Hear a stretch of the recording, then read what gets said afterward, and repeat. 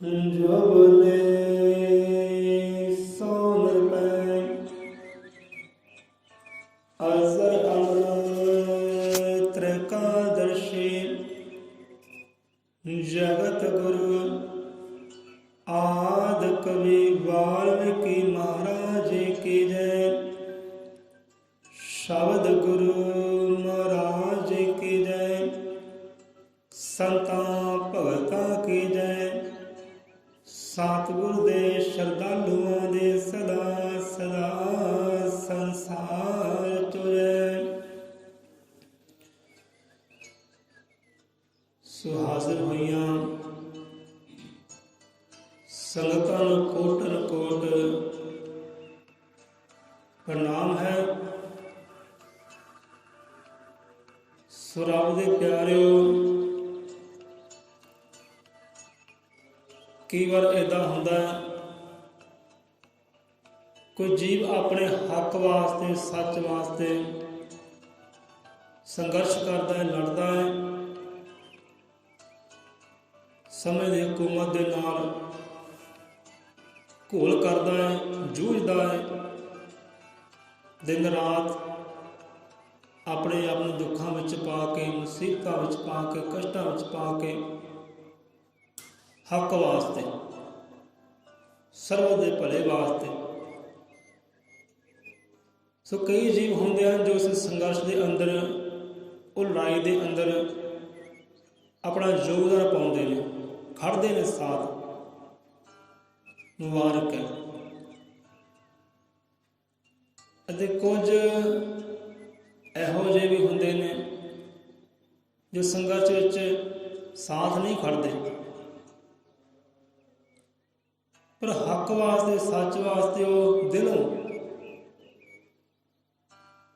अपने अंदर दी गहराइयां तो अरदास बेनती करते हैं, अर्जोई करते हैं परमात्मा अगे कि परमात्मा जीओ सच रह जाए, हक रह जाए, हक च फैसला करी, सच फैसला करी, सच का साथ दे। तुसी आ सच स्वरूप हो, सच का साथ दे, हक का साथ दे। फतेह सच दी होवे, जित हक दी होवे। कई जीव इहो ਜਿਹੇ अरदासां बेनतियां करने वाले होंदे ने, सो वो भी मुबारक है। क्योंकि गुरुआं का कहना कि बिरती ना जाए जान की अरदास, कि जिहड़ा जीव संघर्ष च नहीं हाजिर होया, नहीं साथ खड़िया, तो ठीक है, पर दिलों अरदास बेनती करनी चाहिए है, परमात्मा हक सच दे निबेड़े करी, सच की फतेह होवे।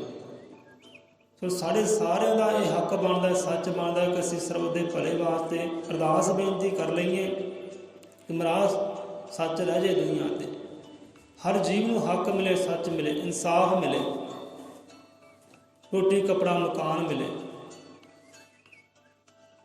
आप अरदास बेनती तो कर ही सकते हैं ना, जे संघर्ष नहीं कर सकते तो अरदास बेनती करो परमात्मा अगे कि महाराज उन्होंने भी बल बख्शिश करे, हिम्मत बख्शिश करे, हौसले बख्शिश करे, जो संघर्ष करते हैं। दाता उन्होंने भी बल बख्शिश कर। समाज के हालात आप जानते हैं। देखो, एक किसान का तो किरती कामे का 9 मास वाला साथ होंदा है, रिश्ता होंदा है 9 मास वाला। जे 9 मास तो अलग नहीं हो सकता, इदा किरती कामे किसान तो अलग नहीं हो सकते। जीवन बहुत कठिन है, मुश्किल है। एक किरती कामे का भी किसान के बाजू, किरती कामे बाजू किसान अधूरा है, किसान के बाजू किरती कामा अधूरा है। सो दोवें जूझ रहे ने संघर्ष वास्ते, हक वास्ते। जे हक ना मिले, सच ना मिले तो बहुत भयानक समा आने वाला सारे उत्ते, एक ते नहीं, किसान ते नहीं, मजदूरों ते बहुत भयानक समा आने वाला है जो हक ना मिले। सो अरदास बेनती कर ली परमात्मा के, परमात्मा हक दे दिओ, सच दे दिओ, फतेह होवे सच दी। ਸੋ ਆ ਜਾਂਦੇ ਆ ਅੱਜ ਦੇ ਵਿਚਾਰ ਤੇ। ਸੋ ਅੱਜ ਦਾ ਸਮਾਂ, ਅੱਜ ਦਾ ਦਿਨ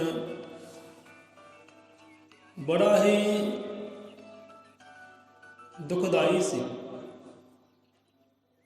ਕਸ਼ਟਾਂ ਵਾਲਾ ਸੀ, ਮੁਸੀਬਤਾਂ ਵਾਲਾ ਸੀ,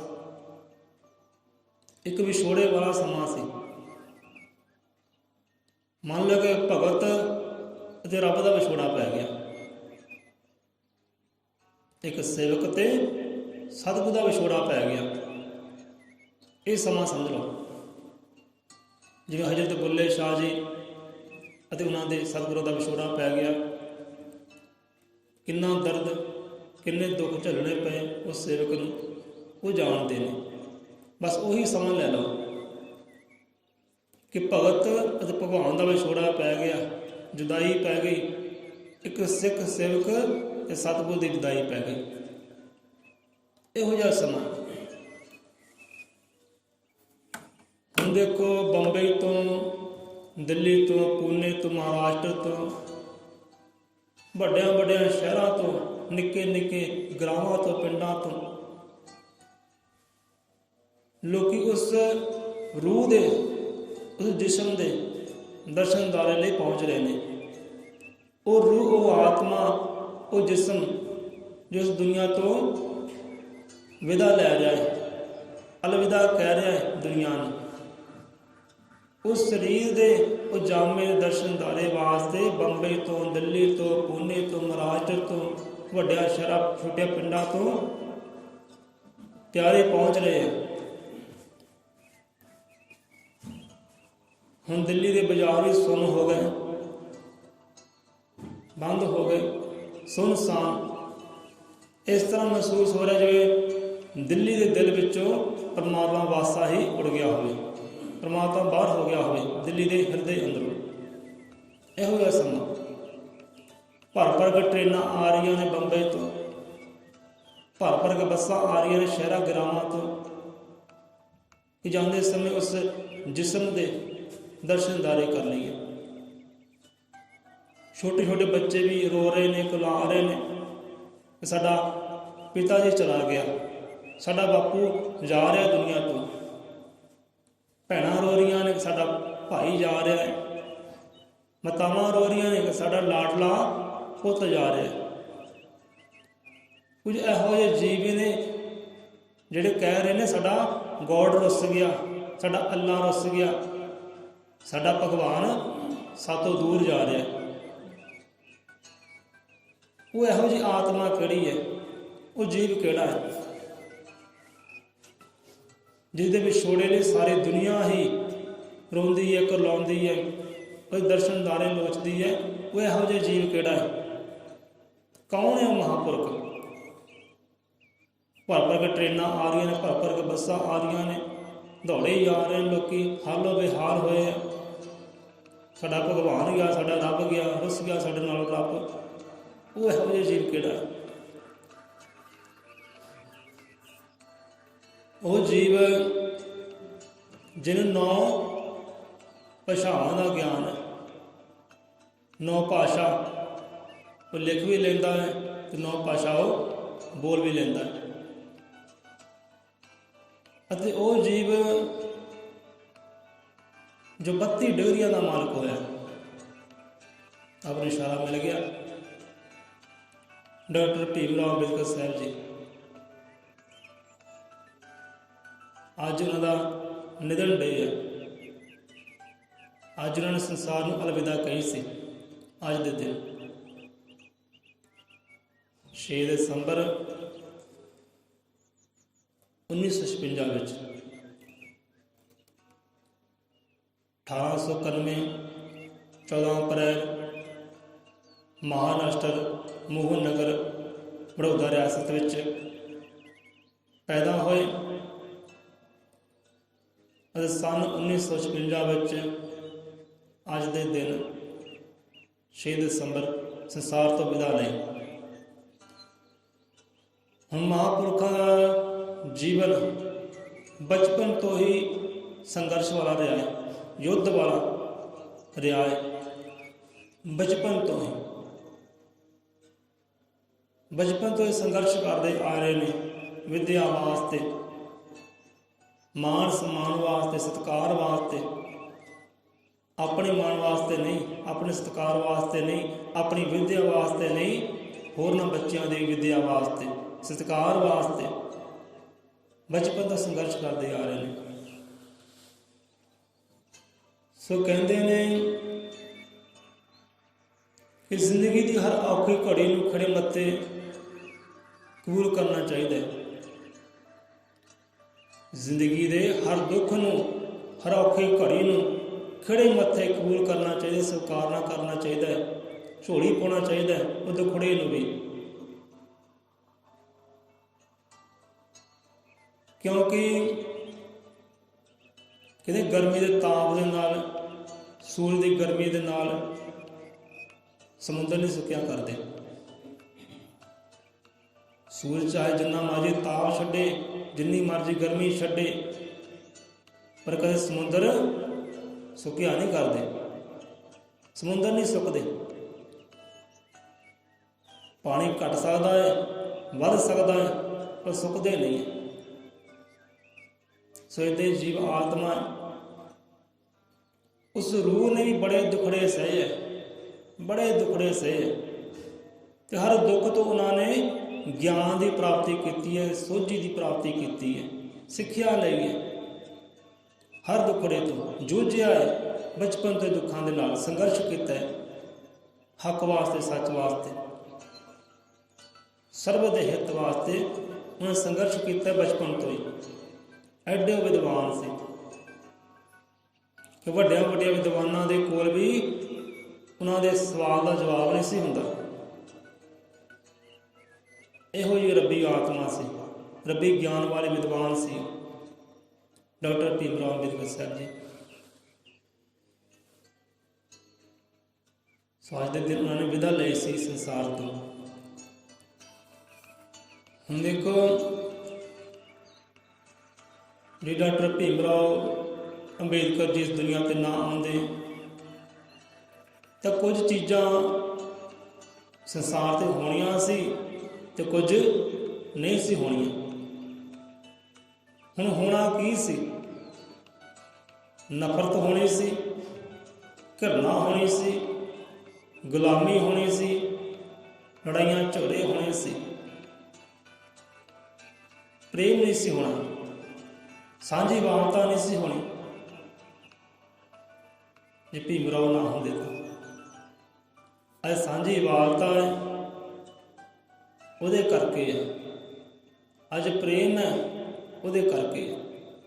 ਜੇ ਭੀਮ ਰਾਓ ਨਾ ਹੁੰਦੇ ਤਾਂ ਭਾਰਤ ਅੰਦਰ ਨਾ ਮੰਦਰ ਹੋਣੇ ਸੀ, ਨਾ ਮਸਜਿਦਾਂ ਹੋਣੀਆਂ ਸੀ, ਨਾ ਗੁਰਦੁਆਰੇ ਹੋਣੇ ਸੀ। ਇਹ ਸਮਾਂ ਸੀ ਜਦੋਂ ਮੰਦਰਾਂ ਵਾਲੇ ਮਸਜਿਦਾਂ ਢਾਹ ਦਿੰਦੇ ਸੀ ਤੇ ਮਸਜਿਦਾਂ ਵਾਲੇ ਮੰਦਰ ਢਾਹ ਦਿੰਦੇ ਸੀ। ਇਹੋ ਜਿਹਾ ਸਮਾਂ ਸੀ। ਅੱਜ ਮਸਜਿਦਾਂ ਕਾਇਮ ਨੇ, ਕੋਈ ਭੀਮ ਰਾਓ ਦੀ ਕਰਨੀ ਕਰਕੇ ਹੈ, ਸੰਘਰਸ਼ ਕਰਕੇ ਹੈ।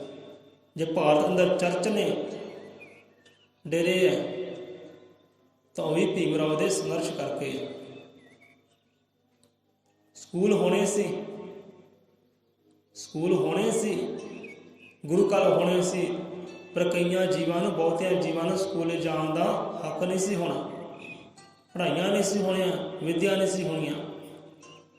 ਕੱਪੜਾ ਹੋਣਾ ਸੀ, ਪਰ ਤਨ 'ਤੇ ਪਾਉਣ ਲਈ ਕਈਆਂ ਜੀਵਾਂ ਕੋਲ ਕੱਪੜਾ ਨਹੀਂ ਸੀ ਹੋਣਾ। ਜੇ ਭੀਮ ਰਾਓ ਨਾ ਹੁੰਦੇ ਤਾਂ ਬਹੁਤ ਸੰਘਰਸ਼ ਹੈ ਉਹਨਾਂ ਦਾ।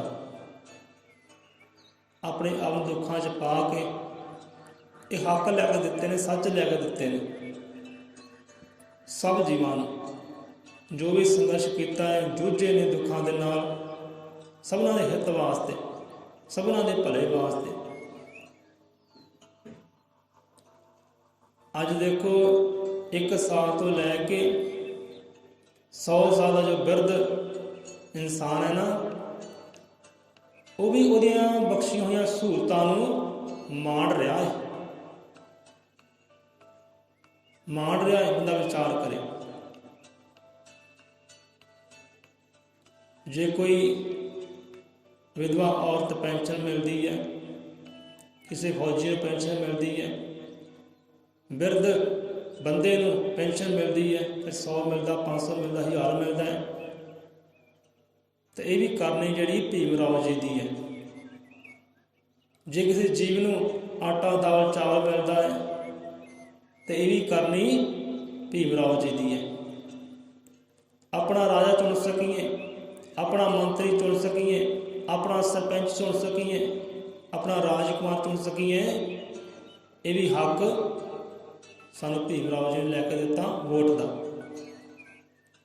अज जो अपने हकों वास्ते सच वास्ते संघर्ष करते हैं, लड़ते हैं, अपने हक वास्ते जो अज लड़ते हैं, आवाज़ उठाते हैं, ये आवाज़ उठाने का हक भी सानू भीम राव जी ने लैके दिता। नहीं तो पहला आवाज़ उठाने का भी हक नहीं सी। किसी को सच मंग सकीए, हक मंग सकीए, पहला हक नहीं सी। ये भी हक सानू उन्होंने लैके दिता। तुसीं अपने हक वास्ते संघर्ष करो, लड़ो, बख्शिया सानू। सो इस करके 1 साल तो लैके 100 साल के बिरध तक सारी सहूलतां माण रहे हैं, बख्शे पदार्थों माण रहे हैं, पर शुकराने किसी के मुकते नहीं है। शुकराने किसी के मुकते नहीं है, चाहे वह 100 साल का बिरध होए, चाहे 21 साल का नौजवान होए, शुकराने नहीं है। सो बंदा जो पेंशन लैन जाता है तो भीम राव को चेते कर ले, आटा दाल की स्कीम लेंदा है तो भीम राव को चेते कर ले। जो कोई वोटां मंगण आउंदा है ना, हथ जोड़दा तुहाडे अगे, उदों भीम राव को चेते कर लिया करो, क्योंकि ये सत्कार, ये मान उहदा ही बख्शिया, ये इज्जतां उहदियां बख्शियां। सहूलतां सारे ही माणदे है, पर शुकराने नहीं है, वो महापुरख दे, वो रब्बी रूह दे। सो वेखो आपां महापुरख जीवन बारे कई बार विचार कर चुके हैं, उन्होंने संघर्ष बारे कई बार विचार कर चुके हैं। सो उन्होंने जन्म दिहाड़े मनाने, संघर्षकारी दिनों को उजागर करना, प्रकाशवान करना मुबारक है। पर ये वड्याइयां दे पात्र कदों बनते हैं? इत्थे ही आपां कथा कहानी समाप्त करते हैं कि चलो महापुरखों के जन्म दिहाड़े मना ले, जो संसार तो विदा ले, वो दिन भी चेते कर ले, श्रद्धा भेटा की, पर सिद्ध कितने है, वड्याई कितने है? जन्म दिहाड़े मनाने में वड्याई नहीं है, इतिहासक दिन मनाने में वड्याई नहीं है।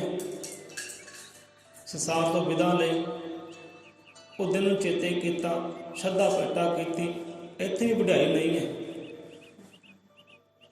वड्याई कित्थे है कि जो असी अपने अंदरों उन्होंने रूहां नूं प्रगट कर लेंदे हैं, अपने अंदरों उन्होंने रूहां नूं माणदे हैं कि हाँ मेरे अंदर भी उही है। साडे अंदरों बोले, उन्होंने विचार बोलन, उन्होंने सोच बोले, इत्थे वड्याई है, इत्थे सिफतां। जिहड़े विचार दसे गए ने, जो सोच उन्हां दी सी, उस सोच ते चलीए, वो विचारां ते चलीए, अपने अंदर विचार लैके आईए उन्हां वाले, इत्थे वड्याइयां, इत्थे सिफतां। सो सोच, जो सोच डॉक्टर भीम राव अंबेडकर साहब जी दी सी, उस सोच ते चलण दी लोड़ है, उस सोच नूं अपने अंदरों प्रगट करन दी लोड़ है। इत्थे सिफतां, इत्थे वड्याइयां, इत्थे मान सम्मान। सोच का बहुत बड़ा किरदार है। उन्होंने को तो सोच ही सी ना, देश को चक्या है, रोशन किया है, देश का भविख उन्होंने सोच करके, उन्हें चंगे विचार करके सी। सो अज जे ब्राह्मण जाति विच वो होंदे तां भारत के प्रधानमंत्री होने सी, भारत के सरदार होने सी, मंत्री होने सी, ਜੇ ਬ੍ਰਾਹਮਣਵਾਦ 'ਚ ਹੁੰਦੇ ਤਾਂ ਅਰਵਿਤ ਕਰੇ। ਹੁਣ ਗੱਲ ਸੋਚਦੀ ਹੈ, ਹੁਣ ਬੰਦਾ ਕਹਿੰਦਾ ਕਿ ਦੇਸ਼ ਤਰੱਕੀ ਨਹੀਂ ਕਰਦਾ, ਦੇਸ਼ ਤਰੱਕੀ ਨਹੀਂ ਕਰਦਾ, ਇਹ ਕੌਮ ਹੈ, ਇਹ ਸਮਾਜ ਹੈ, ਇਹ ਧਰਮ ਹੈ, ਇਹ ਤਰੱਕੀ ਨਹੀਂ ਕਰਦੇ। ਕਿ ਬੰਦਾ ਤਰੱਕੀ ਨਹੀਂ ਕਰਦਾ, ਇਹ ਘਰ ਤਰੱਕੀ ਨਹੀਂ ਕਰਦਾ। ਹੁਣ ਇਹ ਘਰ ਤਰੱਕੀ ਕਿੱਦਾਂ ਕਰੇ, ਦੇਸ਼ ਤਰੱਕੀ ਕਿੱਦਾਂ ਕਰੇ, ਇਹ ਸਮਾਜ ਧਰਮ ਤਰੱਕੀ ਕਿੱਦਾਂ ਕਰੇ। ਹੁਣ ਜੇ ਘਰ ਤਰੱਕੀ ਕਰਦਾ ਹੈ, ਉਹ ਇੱਟਾਂ ਜਿਹੜੀਆਂ ਉਹ ਤਰੱਕੀ ਨਹੀਂ ਕਰਦੀਆਂ, ਆਪਣੇ ਆਪ ਇੱਟਾਂ ਨਹੀਂ ਆਉਂਦੀਆਂ, ਆਪਣੇ ਆਪ ਬਜਰੀ ਨਹੀਂ ਆਉਂਦੀ, ਆਪਣੇ ਆਪ ਸੀਮਟ ਨਹੀਂ ਆਉਂਦਾ, ਆਪਣੇ ਆਪ ਦੀਵਾਰਾਂ ਖੜੀਆਂ ਨਹੀਂ ਹੁੰਦੀਆਂ, ਆਪਣੇ ਆਪ ਛੱਤ ਨਹੀਂ ਪੈਂਦੀ। ਤਰੱਕੀ ਕਿੱਦਾਂ ਆਉਂਦੀ ਹੈ। ਦੇਸ਼ ਆਪਣੇ ਆਪ ਤਰੱਕੀ ਨਹੀਂ ਕਰਦਾ, ਸਮਾਜ ਆਪਣੇ ਆਪ ਤਰੱਕੀ ਨਹੀਂ ਕਰਦਾ, ਧਰਮ ਆਪਣੇ ਆਪ ਤਰੱਕੀ ਨਹੀਂ ਕਰਦਾ। ਤਰੱਕੀ ਕਰਦੀ ਹੈ ਇਨਸਾਨ ਦੀ ਸੋਚ। ਜਦੋਂ ਇਨਸਾਨ ਦੀ ਸੋਚ ਤਰੱਕੀ ਕਰਦੀ ਹੈ ਨਾ, ਉਚਾਈਆਂ ਵੱਲ ਜਾਂਦੀ ਹੈ, ਉਦੋਂ ਫਿਰ ਦੇਸ਼ ਵੀ ਤਰੱਕੀ ਕਰਦਾ, ਘਰ ਵੀ ਤਰੱਕੀ ਕਰਦਾ, ਧਰਮ ਵੀ ਤਰੱਕੀ ਕਰਦਾ, ਸਮਾਜ ਵੀ ਤਰੱਕੀ ਕਰਦਾ, ਇਨਸਾਨ ਵੀ ਤਰੱਕੀ ਕਰਦਾ। ਉਦੋਂ ਜੇ ਸੋਚ ਉੱਚੀ ਹੁੰਦੀ ਹੈ, ਜੇ ਸੋਚ ਤਰੱਕੀ ਕਰਦੀ ਹੈ। ਦੇਸ਼ ਹੈ, ਹੁਣ ਦੇਸ਼ ਦੇ ਅੰਦਰ ਜੋ ਦੇਸ਼ਵਾਸੀ ਹੈ, ਦੇਸ਼ਵਾਸੀ ਅੰਦਰ ਜੋ ਸੋਚ ਹੈ, ਜੋ ਦੇਸ਼ਵਾਸੀ ਸੋਚ ਤਰੱਕੀ ਕਰਦੀ ਹੈ, ਫਿਰ ਦੇਸ਼ ਵੀ ਤਰੱਕੀ ਵੱਲ ਜਾਂਦਾ ਹੈ। ਘਰ ਤਰੱਕੀ ਕਰਦਾ ਜਦੋਂ ਘਰ ਦੇ ਅੰਦਰ ਜੀਆਂ ਦੀ ਸੋਚ ਤਰੱਕੀ ਕਰਦੀ ਹੈ ਕਿ ਅਸੀਂ ਭਾਈ ਆਹ ਕਰਮ ਕਰਨਾ ਹੈ। ਸੋਚਦੇ ਨੇ, ਪਹਿਲਾਂ ਫੈਸਲਾ ਕਰਦੇ ਨੇ, ਪਹਿਲਾਂ ਸੋਚਿਆ ਆਹ ਕਰਮ ਕਰਨਾ ਹੈ, ਫਿਰ ਫੈਸਲਾ ਕੀਤਾ, ਫੈਸਲਾ ਲਿਆ ਕਿ ਪੱਕਾ ਕਰਨਾ ਹੈ, ਇਹ ਕੰਮ ਪੱਕਾ ਕਰਨਾ ਹੈ।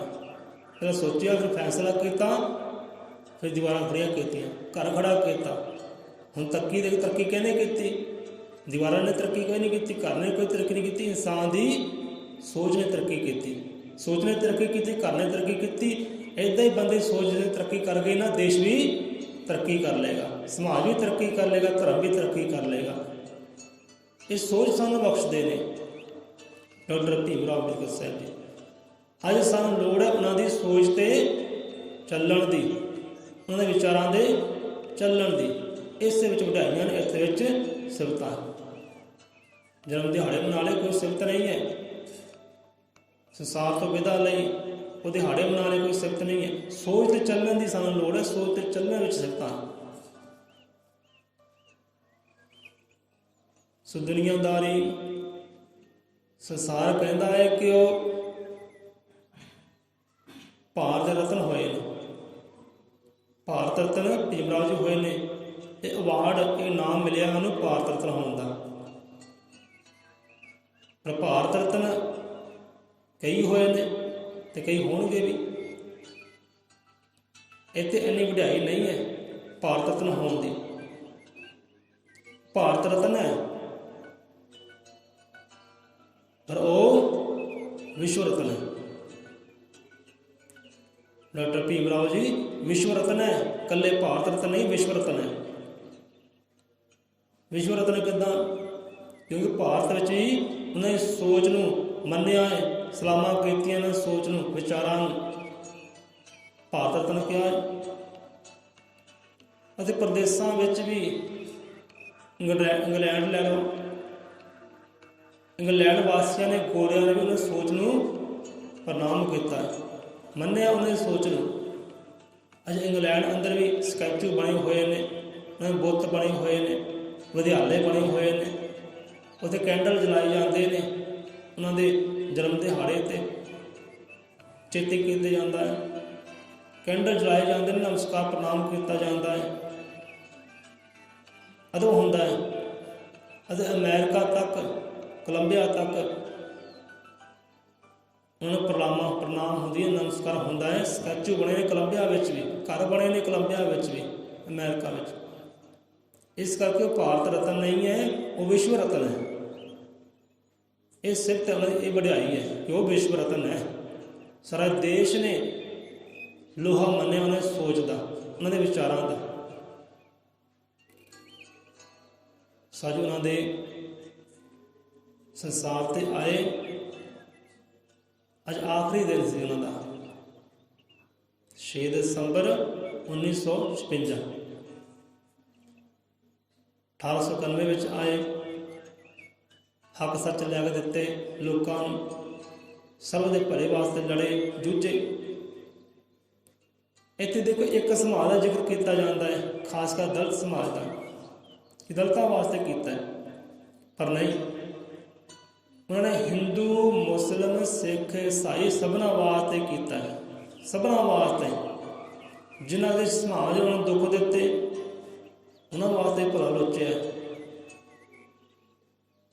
ਉਹਨਾਂ ਦਾ ਹੀ ਭਲਾ ਕੀਤਾ ਹੈ। ਜਿਨ੍ਹਾਂ ਨੇ ਦੁੱਖ ਦਿੱਤੇ, ਉਹਨੇ ਧੀਆਂ ਧਿਆਣੀਆਂ ਅੱਜ ਪੜ੍ਹੀਆਂ ਲਿਖੀਆਂ ਨੇ, ਕੋਈ ਡਾਕਟਰ ਹੈ, ਕੋਈ ਵਕੀਲ ਹੈ, ਭੀਮ ਰਾਓ ਦੀ ਕਰਨੀ ਕਰਕੇ। ਨਹੀਂ ਤਾਂ ਉਹਨਾਂ ਧੀਆਂ ਪੁੱਤਰਾਂ ਨੂੰ ਪੜ੍ਹਨ ਦਾ, ਲਿਖਣ ਦਾ, ਸੰਸਾਰ 'ਚ ਵਿਚਰਨ ਦਾ, ਘਰੋਂ ਬੇਘਰ ਹੋਣ ਦਾ, ਦੇਸ਼ੋ ਪ੍ਰਦੇਸ਼ ਹੋਣ ਦਾ ਕੋਈ ਹੱਕ ਨਹੀਂ ਸੀ। ਉਹਨਾਂ ਧੀਆਂ ਨੂੰ ਵੀ ਕਿ ਸਮਾਜ ਨੇ ਦੁੱਖ ਦਿੱਤੇ, ਉਹਨਾਂ ਦੇ ਹਿੱਤ ਦੀ ਵੀ ਗੱਲ ਕੀਤੀ ਉਹਨਾਂ ਨੇ। ਅੱਜ ਸਾਰੀ ਇਕਾਗਰਤਾ ਵਿੱਚ ਹੈ, ਪ੍ਰੇਮ ਦੇ ਵਿੱਚ ਹੈ, ਜਥੇਬੰਦੀ ਵਿੱਚ ਹੈ। ਹਿੰਦੂ, ਮੁਸਲਿਮ, ਸਿੱਖ, ਈਸਾਈ ਸਕੇ ਭਾਈ, ਇਹ ਭਾਈਚਾਰਾ ਵੀ ਡਾਕਟਰ ਭੀਮ ਰਾਓ ਲੈ ਕੇ ਆਇਆ ਹੈ, ਨਹੀਂ ਤਾਂ ਪਹਿਲਾਂ ਭਾਈਚਾਰਾ ਵੀ ਨਹੀਂ ਸੀ। ਅੱਜ ਦੇਖੋ ਸਾਰੇ ਇਕੱਠੇ ਹੋ ਕੇ ਲੜਦੇ ਆ ਨਾ ਆਪਣੇ ਹੱਕਾਂ ਵਾਸਤੇ, ਸੱਚ ਵਾਸਤੇ। ਕਿਸਾਨ ਭਾਈ, ਮਜ਼ਦੂਰ ਭਾਈ, ਸਾਰੇ ਆਪਣੇ ਹੱਕਾਂ ਵਾਸਤੇ ਲੜਦੇ, ਇਕੱਠੇ ਹੋ ਕੇ ਲੜਦੇ ਆ। ਅਤੇ ਇਕੱਠੇ ਹੋ ਕੇ ਲੜਨ ਦਾ, ਇਕੱਠੇ ਹੋ ਕੇ ਸੰਘਰਸ਼ ਦਾ ਜਜ਼ਬਾ ਕਿਹਨੇ ਪੈਦਾ ਕੀਤਾ? ਭੀਮ ਰਾਓ ਜੀ ਨੇ। ਪਹਿਲਾਂ ਕਹਿੰਦੇ ਸੀ ਭਾਰਤ ਆਜ਼ਾਦ ਕਰਾਉਣਾ, ਭਾਰਤ ਆਜ਼ਾਦ ਕਰਾਉਣਾ, ਅਤੇ ਜੇ ਕਸ਼ੱਤਰੀ ਸੀ ਨਾ, ਉਹੀ ਜੰਗਾਂ ਲੜਦੇ ਸੀ। ਕਸ਼ੱਤਰੀ ਸਮਾਜ ਜੰਗਾਂ ਲੜਦਾ ਸੀ ਇਕੱਲਾ ਹੀ, ਅਤੇ ਬਾਕੀ ਸਾਰਾ ਦੇਸ਼ ਬਹਿ ਕੇ ਤਮਾਸ਼ਾ ਵੇਖਦਾ ਸੀ ਕਿ ਲੜਾਈਆਂ ਕਰਨ ਦਾ ਹੱਕ ਕਸ਼ੱਤਰੀਆਂ ਨੂੰ ਹੈ, ਇਹੀ ਲੜਨਗੇ। ਇਸੇ ਕਰਕੇ ਹੀ ਦੇਸ਼ ਗੁਲਾਮ ਰਿਹਾ ਹੈ। ਕੋਈ 200 ਸਾਲ ਕਰ ਗਿਆ ਰਾਜ, ਅਤੇ ਕੋਈ 100 ਸਾਲ ਕਰ ਗਿਆ। ਇਸੇ ਕਰਕੇ ਇਕੱਲੇ ਲੜਦੇ ਸੀ, ਜੂਝਦੇ ਸੀ ਕਸ਼ੱਤਰੀਏ। ਫਿਰ ਸੋਚ ਬਖਸ਼ੀ, ਜਜ਼ਬਾ ਬਖਸ਼ਿਆ ਕਿ ਨਹੀਂ, ਇੱਦਾਂ ਤੁਸੀਂ ਕਦੇ ਫਤਿਹ ਹਾਸਲ ਨਹੀਂ ਕਰ ਸਕਦੇ, ਆਪਣੇ ਦੇਸ਼ ਨੂੰ ਗੁਲਾਮੀ ਤੋਂ ਮੁਕਤ ਨਹੀਂ ਕਰ ਸਕਦੇ। ਇੱਕ ਬੰਦਾ ਲੜੇ ਅਤੇ ਬਾਕੀ ਸਾਰੇ ਤਮਾਸ਼ਾ ਵੇਖਣ, ਨਹੀਂ, ਸਾਰੇ ਲੜੋ, ਸਾਰੇ ਸੰਘਰਸ਼ ਕਰੋ, ਸਾਰੇ ਲੜੋ, ਸਾਰੇ ਕੁਰਬਾਨੀਆਂ ਦਿਓ।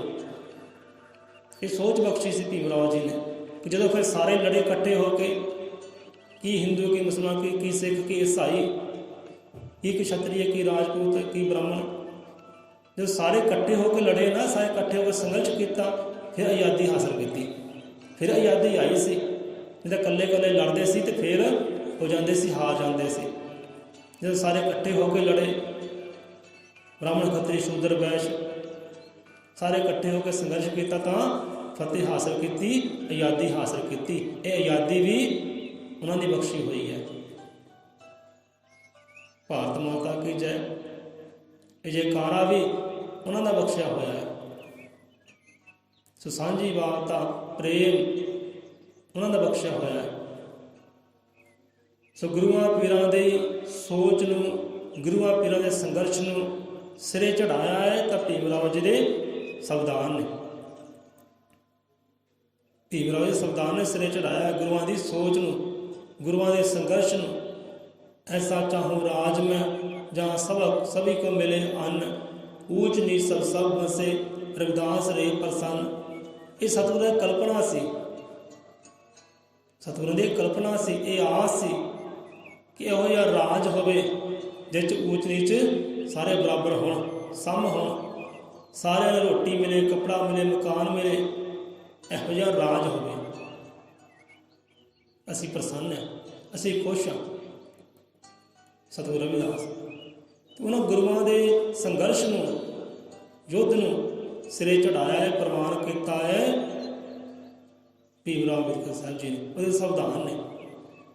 ਸੋ ਕੋਟਨ ਕੋਟ ਪ੍ਰਣਾਮ ਹੈ ਇਹੋ ਜਿਹੀਆਂ ਸੰਘਰਸ਼ਕਾਰੀ, ਕ੍ਰਾਂਤੀਕਾਰੀ ਰੂਹਾਂ ਨੂੰ ਕੋਟਨ ਕੋਟ ਪ੍ਰਣਾਮ ਹੈ। ਸਾਡੇ ਅੰਦਰੋਂ ਵੀ ਭੀਮ ਰਾਓ ਬੋਲੇ, ਇਹੋ ਜਿਹੀ ਸੋਚ ਲੈ ਕੇ ਆਈਏ, ਇਹੋ ਜਿਹੇ ਵਿਚਾਰ ਲੈ ਕੇ ਆਈਏ।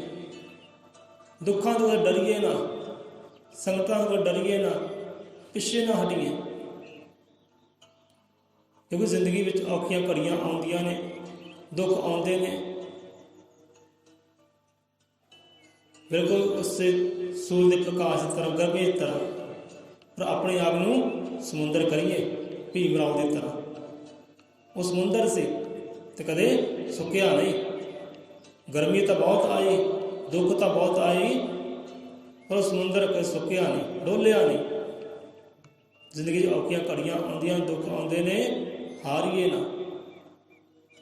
सो पढ़ो, जुड़ो तो संघर्ष करो, विद्या भी हासिल करो, एकाग्रता विच रहो, जथेबंदी च रहो, इकट्ठे होकर रहो, तो हक वास्ते, सच वास्ते संघर्ष करो, जूझो। ये तुहानू हक है, पढ़न का भी हक है, इकट्ठे रहने का भी हक है, इकट्ठे रह के खाण पीण का हक है तुहानू, तो संघर्ष करने का भी तुहानू हक है। किसी गल सच की होवे, हक की होवे, उत्थे संघर्ष। ये उपदेश दे गए ने, सिੱਖੀ दे गए ने, संविधान दे गए ने। सो प्रणाम ਇਹੋ ਜਿਹੀਆਂ रूहां ਨੂੰ, प्रणाम है ਇਹੋ ਜਿਹੇ रूहां ਨੂੰ। सो ਇੱਥੇ ही ਆਪਾਂ ਰਸਮਾਂ ਨੂੰ ਵਿਸ਼ਰਾਮ ਦਿੰਦੇ ਆ। ਮਹਾਰਾਜ ਸਾਰਿਆਂ ਨੂੰ ਨਿਰਮਲ ਉੱਚੀ मत बख्शे, समत बख्शे, सोच बख्शे, अकलां बख्शे, ਤਾਂ ਜੋ धर्म उचाइयां वाल हो सके, समाज उचाइयां वाल हो सके, देश तरक्की वाल जा सके। तरक्की दाता जी सोच नूं बख्शे करे। जय भीम, जय भारत, जय संविधान, जय मूल निवासी अजर अमृत काल दशी सृष्टि करता वाल्मीकि भगवान जी महाराज सदा ही साई होण अपने